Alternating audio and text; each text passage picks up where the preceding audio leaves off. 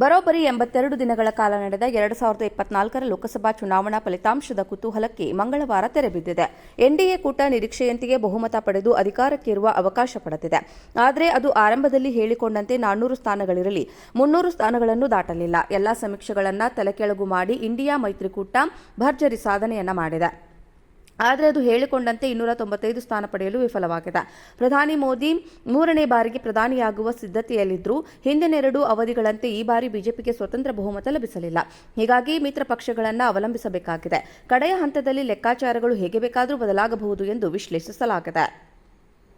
NDA ಬಹುಮತ ಪಡೆದಿದ್ದರೂ ಸಾಮಾನ್ಯ ಸಾಧನೆ ಮಾಡಿದೆ. ಆರಂಭದಲ್ಲಿ ಅಭಿವೃದ್ಧಿಯನ್ನೇ ಪ್ರಧಾನವಾಗಿ ಸ್ಥಾಪಿಸುತ್ತಿದ್ದ ಮೋದಿ ಇದ್ದಕ್ಕಿದ್ದಂತೆ ಮುಸ್ಲಿಮರನ್ನ ಗುರಿಯಾಗಿಸಿಕೊಂಡು ಪರೋಕ್ಷವಾಗಿ ವಾಗ್ದಾಳಿ ನಡೆಸಿದರು. ಇದರಿಂದ ಮುಸ್ಲಿಂ ಮತಗಳು ಸಂಪೂರ್ಣವಾಗಿ ಇಂಡಿಯಾ ಕೂಟದ ಪರ ವಾಲಿದವು ಎನ್ನಲಾಗಿದೆ. ಇನ್ನು ಸ್ಥಾನ ಹಂಚಿಕೆಯ ವಿಚಾರದಲ್ಲಿ ಇಂಡಿಯಾ ಮಿತ್ರಕೂಟ ಪಕ್ಕ ಲೆಕ್ಕಾಚಾರ ಮಾಡಿ ಸ್ಥಳೀಯವಾಗಿ ಪ್ರಬಲವಾಗಿದ್ದ ಪಕ್ಷಗಳಿಗೆ ಆದ್ಯತೆ ನೀಡಿದ್ದು ವರವಾಯಿತು. ಎಲ್ಲಕ್ಕಿಂತ ಮುಖ್ಯವಾಗಿ ಕರ್ನಾಟಕದ ಮಾದರಿಯಲ್ಲೇ ಕಾಂಗ್ರೆಸ್ ಘೋಷಿಸಿದ್ದ ನ್ಯಾಯ ಯೋಜನೆಗಳು ಅದಕ್ಕೆ ನೆರವಾದವು. ಇದರ ಪರಿಣಾಮ ಎನ್ಡಿಎ ಸ್ಥಾನ ಕುಸಿದಿದೆ. ಇಂಡಿಯಾ ಕೂಟದ ಸ್ಥಾನಗಳು ದೊಡ್ಡ ಪ್ರಮಾಣದಲ್ಲಿ ಏರಿದವು. ಎನ್ಡಿಎಗೆ ಅದರಲ್ಲೂ ಬಿಜೆಪಿಗೆ ಹೊಡೆತ ನೀಡಿದ್ದು ಉತ್ತರ ಪ್ರದೇಶ, ಮಹಾರಾಷ್ಟ್ರ, ಪಶ್ಚಿಮ ಬಂಗಾಳಗಳು. ಗರಿಷ್ಠ ಲೋಕಸಭಾ ಸ್ಥಾನಗಳಿರುವ ಈ ರಾಜ್ಯಗಳಲ್ಲಿ ಬಿಜೆಪಿ ಈ ಬಾರಿ ಕಳಪೆ ಸಾಧನೆ ಮಾಡಿದೆ. 2019ರಲ್ಲಿ ಎನ್ಡಿಎ ಉತ್ತರ ಪ್ರದೇಶದಲ್ಲಿ 62, ಮಹಾರಾಷ್ಟ್ರದಲ್ಲಿ 23, ಪಶ್ಚಿಮ ಬಂಗಾಳದಲ್ಲಿ 18 ಸ್ಥಾನಗಳನ್ನು ಗೆದ್ದಿತ್ತು. ಉತ್ತರ ಪ್ರದೇಶದಲ್ಲಿ ಕೇಂದ್ರದ ಅಗ್ನಿವೀರ್ ಯೋಜನೆಯ ವಿರುದ್ಧವಾಗಿ ರಾಹುಲ್ ಪ್ರಚಾರ ನಡೆಸಿದ್ದು ಇಂಡಿಯಾ ಕೂಟದ ಕೈ ಹಿಡಿದಿದೆ ಎನ್ನಲಾಗಿದೆ. ಎನ್ಡಿಎ ಮೈತ್ರಿಕೂಟದ ಪ್ರಧಾನಿ ಅಭ್ಯರ್ಥಿ ನರೇಂದ್ರ ಮೋದಿ ಮೂರನೇ ಬಾರಿ ಪಟ್ಟಕ್ಕೇರೋದು ಬಹುತೇಕ ಖಾತ್ರಿ. ಆದರೆ ಟಿಡಿಪಿ ನಾಯಕ ಚಂದ್ರಬಾಬು ನಾಯ್ಡು, ಬಿಹಾರದಲ್ಲಿ ಜೆಡಿಯು ನಾಯಕ ನಿತೀಶ್ ಕುಮಾರ್ ಎನ್ಡಿಎಗೆ ಕೈ ಕೊಟ್ಟರೆ ಎಲ್ಲವೂ ತಲೆಕೆಳಗಾಗಲಿದೆ. ಈಗಾಗಲೇ ಇಂಡಿಯಾ ಒಕ್ಕೂಟದ ಈ ಇಬ್ಬರು ನಾಯಕರನ್ನ ಸಂಪರ್ಕಿಸಿ ಭಾರಿ ಆಮಿಷಗಳನ್ನು ನೀಡಿದ್ದಾರೆಂದು ಹೇಳಲಾಗಿದೆ. ಮೋದಿ ಪ್ರಧಾನಿಯಾದರೂ ಅವರಿಗೆ ಮಿತ್ರ ಪಕ್ಷಗಳ ಸಂಪೂರ್ಣ ನೆರವು ಅನಿವಾರ್ಯ. ಬರೋಬ್ಬರಿ 82 ದಿನಗಳ ಕಾಲ ನಡೆದ 2024ರ ಲೋಕಸಭಾ ಚುನಾವಣಾ ಫಲಿತಾಂಶದ ಕುತೂಹಲಕ್ಕೆ ಮಂಗಳವಾರ ತೆರೆಬಿದ್ದಿದೆ. ಎನ್ಡಿಎ ಕೂಟ ನಿರೀಕ್ಷೆಯಂತೆಯೇ ಬಹುಮತ ಪಡೆದು ಅಧಿಕಾರಕ್ಕೇರುವ ಅವಕಾಶ ಪಡೆದಿದೆ.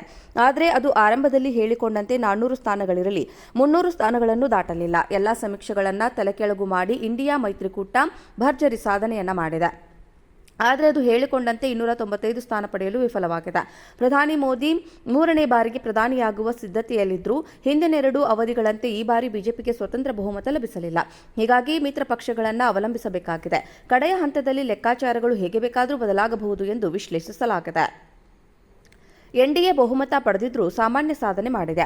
ಆರಂಭದಲ್ಲಿ ಅಭಿವೃದ್ಧಿಯನ್ನೇ ಪ್ರಧಾನವಾಗಿ ಸ್ಥಾಪಿಸುತ್ತಿದ್ದ ಮೋದಿ ಇದ್ದಕ್ಕಿದ್ದಂತೆ ಮುಸ್ಲಿಮರನ್ನ ಗುರಿಯಾಗಿಸಿಕೊಂಡು ಪರೋಕ್ಷವಾಗಿ ವಾಗ್ದಾಳಿ ನಡೆಸಿದರು.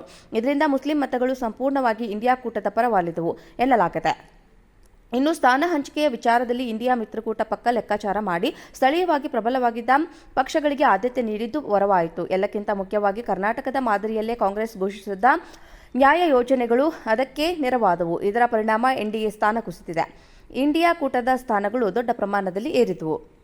ಎನ್ಡಿಎಗೆ ಅದರಲ್ಲೂ ಬಿಜೆಪಿಗೆ ಹೊಡೆತ ನೀಡಿದ್ದು ಉತ್ತರ ಪ್ರದೇಶ, ಮಹಾರಾಷ್ಟ್ರ, ಪಶ್ಚಿಮ ಬಂಗಾಳಗಳು. ಗರಿಷ್ಠ ಲೋಕಸಭಾ ಸ್ಥಾನಗಳಿರುವ ಈ ರಾಜ್ಯಗಳಲ್ಲಿ ಬಿಜೆಪಿ ಈ ಬಾರಿ ಕಳಪೆ ಸಾಧನೆ ಮಾಡಿದೆ.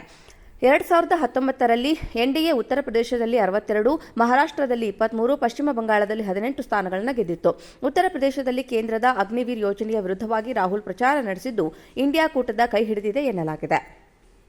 ಎನ್ಡಿಎ ಮೈತ್ರಿಕೂಟದ ಪ್ರಧಾನಿ ಅಭ್ಯರ್ಥಿ ನರೇಂದ್ರ ಮೋದಿ ಮೂರನೇ ಬಾರಿ ಪಟ್ಟಕ್ಕೇರೋದು ಬಹುತೇಕ ಖಾತ್ರಿ. ಆದರೆ ಟಿಡಿಪಿ ನಾಯಕ ಚಂದ್ರಬಾಬು ನಾಯ್ಡು, ಬಿಹಾರದಲ್ಲಿ ಜೆಡಿಯು ನಾಯಕ ನಿತೀಶ್ ಕುಮಾರ್ ಎನ್ಡಿಎಗೆ ಕೈ ಕೊಟ್ಟರೆ ಎಲ್ಲವೂ ತಲೆಕೆಳಗಾಗಲಿದೆ.